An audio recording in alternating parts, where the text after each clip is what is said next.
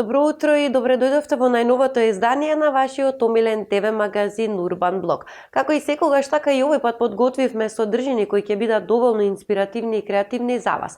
А што поточно подготвивме овој пат, дознавате од краткиот преглед на денешното издание.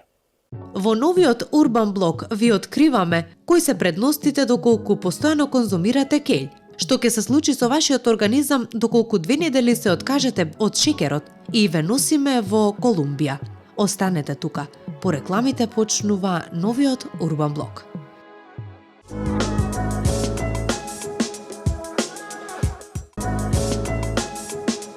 Грижата за нашето целокупно здравје треба да трае во текот на целата година, а не само одреден период од годината. Во следните неколку минути ви откриваме што ќе се случи со вашето тело доколку 2 недели не конзумирате шеќер. Одлуката да се откажете од шеќерот најмалку 2 недели често доаѓа од желбата за ресетирање и за повеќе енергија, почиста кожа, подобар сон и помалку желба за храна. Иако изгледа едноставно, телото не ја прифаќа веднаш оваа промена без отпор. Напротив, првите неколку дена можат да бидат предизвикувачки, но крајната цел вреди. Во продолжение ви откриваме што се случува со телото кога ќе го откажеме шеќерот 2 недели. Во првите неколку дена без шеќер телото реагира нагло, бидејќи останува без брзиот извор на енергија на кој е навикнат. Шеќерот влијае на лачењето на допамин, хормонот на задоволство, па затоа неговото отсуство може да предизвика раздразливост, главоболки, намалена концентрација и чувство на замор. Телото и мозокот потоа бараат познат импулс, што создава силна потреба за сладки, дури и кај оние кои вообичаено не сметаат дека претеруваат со шеќер. Четвртиот ден е често најтежок, токму затоа што преостанатите резерви на гликоза се трошат тогаш, додека телото се уште не се потпира целосно на алтернативни извори на енергија.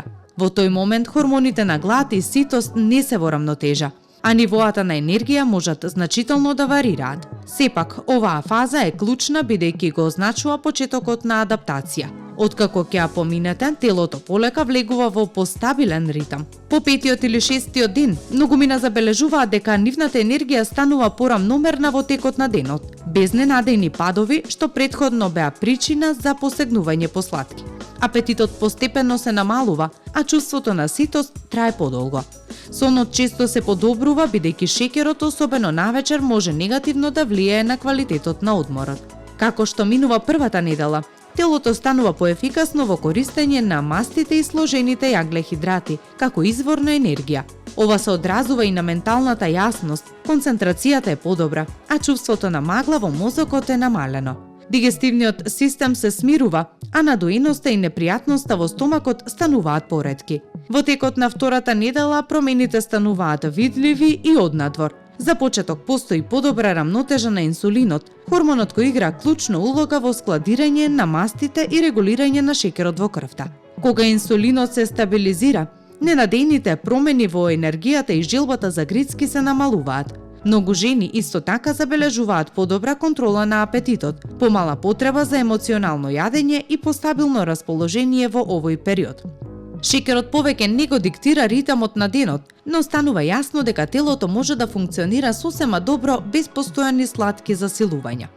Иако кожата не реагира преку ноќ, промените често се забележуваат во текот на втората недела. Прво на сите, воспоставувањето во телото се намалува. Шеќерот ги стимулира воспоставените процеси и ненадејните скокови на инсулин, што често е видливо на кожата преку црвенило, мали мозолчиња и нерамномерен тен. Кога внесот на шеќер е намален, кожата станува помирна, а воспалителните промени се појавуваат поретко, особено во Т-зоната и долниот дел на лицето. Кога го елиминирате шеќерот од вашата исхрана, разградувањето на колагенот се забавува, па кожата може да изгледа поцврста, помазна и поеластична со текот на времето, со помалку изразени фини линии. Хидратацијата на кожата исто така се подобрува, иако шеќерот може да даде чувство на енергија на краток рок, на долг рок го нарушува балансот на течностите во телото. Кожата често изгледа помалку сива и уморна, а природниот сјај станува поизразен. Кај луѓето склони кон акни, особено хормонални акни, намалениот внес на шеќер може да доведе до помалку осипувања. Постабилните нивоа на инсулин исто така значат помала стимулација на лојните жлезди, па прекомерното лачење на себум и заднатите пори се намалуваат. Ова не значи дека акните се поврзани исклучиво со шекерот, но кај голем број луѓе постои јасна врска. Исклучувањето на шекерот во текот на 2 недели не значи дека мора трајно да се елиминира, а по оваа пауза слатките престануваат да бидат секојдневна навика и стануваат свесна одлука. Најдоброто за нас и за нашето здравје секогаш доаѓа токму од природата. Па затоа во следните неколку минути ви ги откриваме сите придобивки од конзумирањето на добро познатиот келј. Некогаш сметан за обичен зимски зеленчук, денес е на листите на најздрави намирници во светот, во менијата на рестораните за здрава храна и во рецептите на нутриционистите. Зад неговиот донекаде груб изглед лежи исклучително богат нутритивен профил, поради што келјот со право ја носи титулата супер храна. Она што го издвојува не е само количината на витамини и минерали, туку и начинот на кој тие работат заедно, поддржувајќи го имунитетот и здравјето на срцето, како и варењето и целокупната виталност на телото. Во продолжение ги наведуваме сите аргументи што ќе ве убедат да го вклучите келјот во вашата дневна исхрана. Станува збор за нутритивна бомба во темнозелени лисја. Келјот е исклучително богат со витамини А, С и К, кои играат клучна улога во одржување на здравјето на кожата, коцките и имунолошкиот систем. Витаминот С придонесува за отпорност на телото и борбата против слободните радикали, додека витаминот А го поддржува здравјето на видот и регенерацијата на клетките. Витаминот К, честопати занемарен, е неопходен за правилно згручување на крвта и одржување на цврстината на коските. Покрај витамините, келјот содржи и значителни количини на калциум, магнезиум и железо, што го прави особено вреден во исхраната на луѓето кои не внесуваат доволно од овие минерали од други извори. Интересно е што калциумот од келј полесно се апсорбира отколку од некои млечни производи, што ги прави добар избор за оние кои избегнуваат млечни производи. Една од причините зошто келјот често се поврзува со очистењето на телото е неговата висока содржина на антиоксиданси и фитонутритиенти. Овие соединенија му помагаат на телото да се справи со оксидативниот стрес и штетните супстанции на кои сме изложени секојдневно. Келјот содржи и глукозинолати, растителни соединенија кои се разградуваат во телото во супстанции на потенцијално заштитен ефект, особено кога станува збор за здравјето на клетките. Токму затоа, често се препорачува како дел од балансирана исхрана која има превентивна улога во одржувањето на здравјето. Сојузник на здраво варење и ситост, благодарение на високата содржина на диетални влакна, келјот има позитивен ефект врз варењето и функцијата на цревата. Влакната придонесуваат за чувство на ситост, помагаат во регулирање на апетитот и ја поддржуваат здравата цревна флора. Ова го прави одличен избор за оние кои сакаат да ја следат својата телесна тежина, но и за секој кој сака постабилна енергија во текот на денот. Редовното конзумирање на храна богата со растителни влакна како келј исто така може да придонесе за постабилно ниво на шекер во крвта, што е особено важно во модерната исхрана, богата со преработени јаглехидрати. Иако често е најпознат како состојка во смутија или салати, келјот е исклучително разновиден. Може да се бланшира накратко, да се пржи, да се додава во супи и чорби или да се пече во рерна како крцкав чипс. Готвењето може да ја омекне неговата цврста текстура, а воедно да ги задржи повеќето хранливи материи. Токму оваа прилагодливост го прави келјот храна што лесно се воведува во дневното мени, без драстични промени во вашата исхрана. Зошто келјот заслужува место на вашата чинија? Келјот е храна чија вредност е цврсто вкорената во науката и традицијата. Неговата комбинација од витамини, минерали, антиоксиданси и влакна го прави еден од најкомплетните растителни извори на хранливи материи. Во време кога се повеќе и повеќе бараме едноставна, достапна и хранливо богата храна, келјот е логичен избор. А за сите љубители на убавите и возбудливи патувања, нашата денешна предлог дестинација е супер идеја за вас. Овој пат ве водиме во прекрасната Колумбија, а зошто токму таа? Дознавате од кратката видеопрошетка која следува по продолжение. Кога луѓето ќе помислат на Колумбија, им паѓаат на ум две работи: кокаинот и криминалот. Со глобалната популарност на Наркос на Netflix, Не е ни чудно што многумина се уште ја замислуваат Колумбија како латиноамериканска верзија на Дивиот Запад, каде што картелите имаат неоспорлива моќ и каде што и обичните луѓе и наркобосовите се убиваат секој ден. Секако, Колумбија денес воопшто не е како Колумбија од времето на картелите. Предрасудите и генерализациите за едно општество обстојуваат долго време, најмалку влијајќи на оние што се одговорни за нив и оставајќи неизмерно голем белег врз генерации невини луѓе. Ако ова може да се примени на речиси секоја земја на светот, она што е толкова обичаено за трансформацијата што е очигледна во Колумбија, желбата да се остави минатото таму каде што му е местото и да се изгради на вистина подобра, поправедна иднина. Во овој прилог ќе ви покажеме што остава најголем впечаток во Колумбија кај туристите и што треба да знаете доколку се одлучите да ја дадете шанса на оваа јужноамериканска земја и да ја видите со своји очи. Колумбија е една од етнички и јазично најразновидните земји во светот. Незиното културно наследство е обликувано од сите народи што ја населувале низ вековите, од домородните племиња и шпанците од 16 век, па се до африканските робови кои служеле како работници за колонизаторите, а подоцна и за имигрантите од другите делови на Европа и Блискиот Исток. Не се знае многу за историјата на Колумбија пред колонизацијата, која започнала со основањето на Санта Марта во 1525 година и Картахена во 1533 година. Шпанците владееле со Колумбија до 19 век, кога Симон Боливар го победил во битката кај Бојака и основал нова држава, Република Колумбија, во која биле вклучени Колумбија, Панама, Еквадор и Венецуела. Во текот на 19 век историјата на земјата била обележана со диктатурата на Боливар, независноста на Еквадор и Венецуела и неколку граѓански војни. Во 20 век Панама се отцепила од Колумбија. Во земјата избувнала уште една граѓанска војна.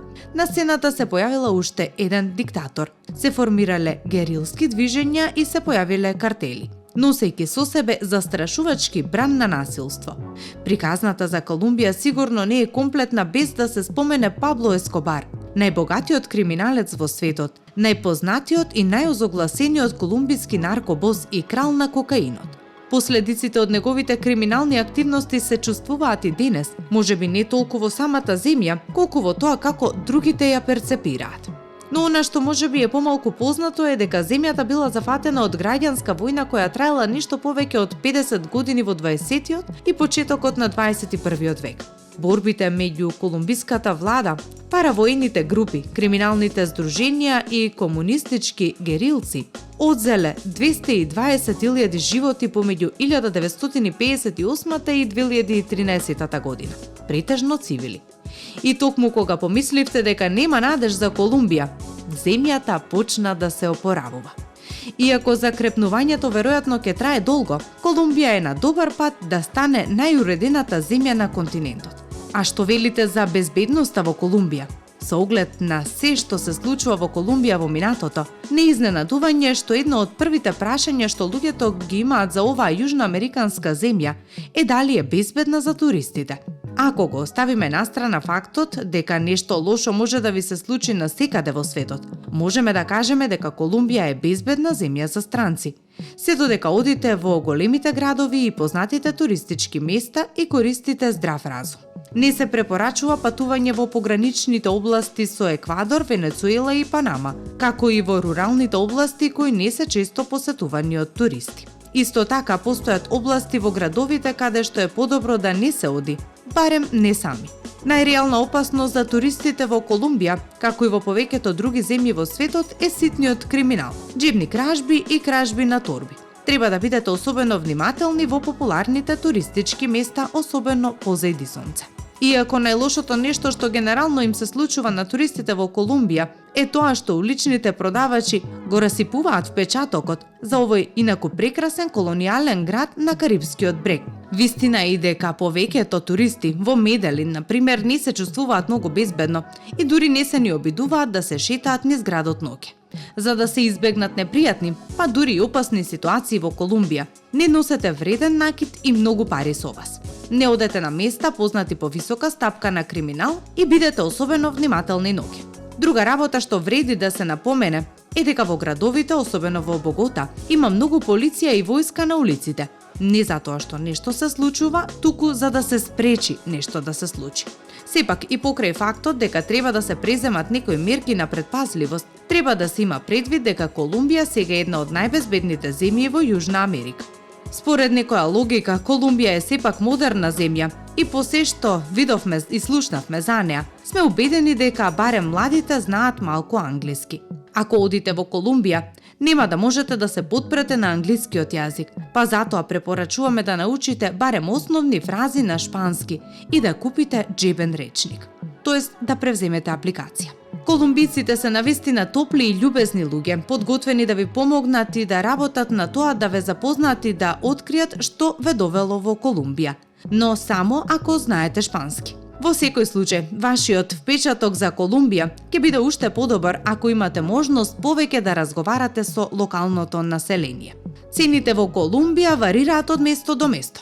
Додека цените во Богота и Меделин се доста пристојни, дури и пониски од кај нас, во Картахена е сосема поинаква приказна поради бројот на странските туристи кои го посетуваат градот. Првото нешто што треба да го знаете е дека официјалната валута во земјата е колумбиското песо. Што се однесува до дневниот буџет за Колумбија, околу 50 до 70 евра дневно за двајца е сосема доволно за храна, атракции, па дури и такси во Богота или Меделин. Можете да се снајдете и уште поевтино ако јадете само улична храна и користите јавен превоз. За Картахена ви требаат повеќе пари, идеално околу 100 до 150 евра дневно. Сместувањето исто така е најевтино во Меделин, малку поскапо во Богота и доста скапо во Картахена. Друга работа што вреди да се спомене се цените на авионските билети во земјата. Ако планирате да посетите неколку градови, поради нивната оддалеченост и квалитетот на патиштата, најдобриот и најисплатлив начин е со авион. За илустрација, од Богота до Меделин, цената на авионските карти е околу 45 евра за 2 авионски билета. Од Меделин до Картахена 88 евра и од Картахена до Богота 60 евра. Колумбија е многу повеќе од Пабло Ескобар, добро кафе и фудбал. Та е земја на топли луѓе, неверојатно природна убавина, богато културно наследство, етничка разновидност, одлично чоколадо, шарени градови, талентирани улични уметници. Габриел Гарсија Маркес и Ботеро. Таа е земја која минува низ извонредна трансформација и чие време сигурни сме ке дојде. И ако и дадете шанса сега, нема шанси да ве разочара. Со оглед на тоа дека поради брзото темпо на живење, повеќето од нас немаат премногу слободно време да го поминуваат во својата кујна, а нормално дека сакаат да се хранат здраво и да изгледаат убаво и витко, ние ќе ви предложиме неколку супер брзи, а истовремено и здрави и вкусни оброци, кои се богати со витамини и минерали и кои ќе ви помогнат да ја задржите потребната енергија во текот на целиот ден. Првиот рецепт е сендвич со наут, авокадо и брусница. Потребни состојки за подготовка на овој рецепт се 420 грама барен наут, едно големо зрело авокадо, 2 лажици сок од лимон, една шолја суви брусници, 6 парчиња леб, малку свежа рукола, сол и бибер. Измечете го варениот наут, а потоа додадете го авокадото и мешајте додека не добиете густа паста. Додадете ги и брусниците, сокот од лимон, солта и биберот, секако по вкус и добро измешајте. Потпечете го малку лебот и намачкајте го со смесата. Наредете неколку ливчиња рукола и покрите го второто парче леб. Со тоа вашиот дневен оброк е подготвен. Следниот рецепт е наречен омлет во домати, а потребни состојки за подготовка на истиот се 4 големи домати, 3 јајца, 100 грама сирење, 2 лажици макдонос или копар, сол и бибер. Измите ги доматите и исечете ги дршките. Внимателно извадете ја средината со лажица. Изрендајте го сирењето и изматете го заедно со јајцата. Потоа исечкајте го зеленчукот и додадете го во смесата. Зачинете со сол и црн пипер по вкус. Смесата од јајцата Ставете ја во доматите и покрите со нивната внатрешност која претходно ја извадивте. Ставете ги да се потпечат на висока температура околу 5 минути. Се сервира во чинија со неколку гранчиња Макдонос. Можеби вашиот омилен рецепт е сладок тост со мед и лешници. Звучи вкусно, таков и е. А потребни состојки за да го подготвите ви се следните: 3 лажици лешници, 1 лажичка маслиново масло, 2 парчиња интегрален леб, 3 лажици павлака и 2 лажици мед. Исечкајте ги лешниците и прелите ги со маслиново масло. Оставете ги да отстојат 10 минути. Павлаката премачкајте ја врз парчињата леб, а потоа додадете ги лешниците и одозгора прелијте со мед. Вашиот рецепт е готов. Можете да почнете со подготовка на следниот: салата од морков, јаболко и суво грозје. Потребни состојки ви се: 2 до 3 големи моркови, 1 големо јаболко, 1 лажица сок од лимон или лимета, 2 лажици мед, 2 лажици павлака или домашен мајонез, 1 шолја суво грозје, исто толку суви брусници и уште 1 шолја семки од калинка. Изрендајте ги морковите, а јаболкото исечкајте го на коцки. Ставете ги во длабок сад, прелејте со лимон или сок од лимета и добро измешајте. Додадете ги останатите состојки и повторно убаво промешајте. На крајот украсете ја салатата со семките од калина. Пријатно јадење!